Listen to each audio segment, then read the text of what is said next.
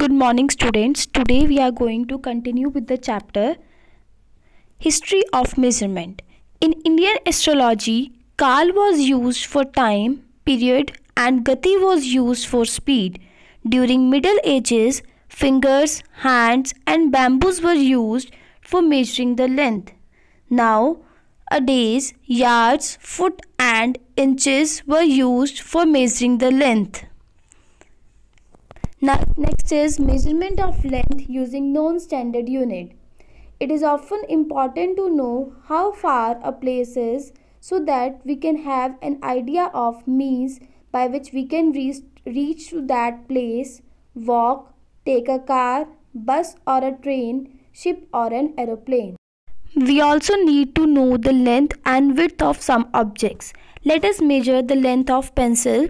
Let us take a pin as the unit of length. Use it to measure the length of the pencil. Let it be 6 times the length of the given pin. Thus, we can say that the pencil is 6 times larger than the given pin. The known fixed quantity is called a unit. Measurement is expressed in 2 parts. One part is a number and second is a unit. Thus, measurement means comparing an unknown quantity with the standard quantity.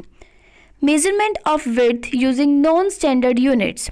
As we have measured the length of a pencil using a pen, similarly, we can also measure the width of the table using hand span. The given figure shows measuring a table using hand span. Let us do an activity to understand the measurement of this table using hand span. Let some of the students use hand span as a unit to measure the width of the table. Each of the students record their observation in the given table. We here observe that all the measurements are not equal.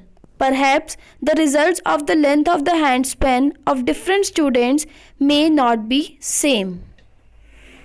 Therefore, when we tell a measurement using our hands or length of foot as a unit, then only we able to understand how big the actual length is unless they know the length of our hand span or foot. We see therefore that some standard units of measurements are needed so that they do not change with person to person. So, to have uniformity in units of measurement, scientists all over the world have accepted a set of standard units of measurement. This system of units is known as International System of Units or SI units. The SI unit of length is meter. A meter scale is as shown in the figure. We also have a 15 centimeter scale that we normally use in our geometry box. As 1 meter is divided into 100 equal divisions called centimeter, and 1 centimeter has 10 equal divisions called millimeter. Thus, 1 meter is equal to 100 centimeter and 1 centimeter is equal to 10 millimeter. For measuring large distances, meter is not a suitable unit. We need a larger unit of length, that is kilometer.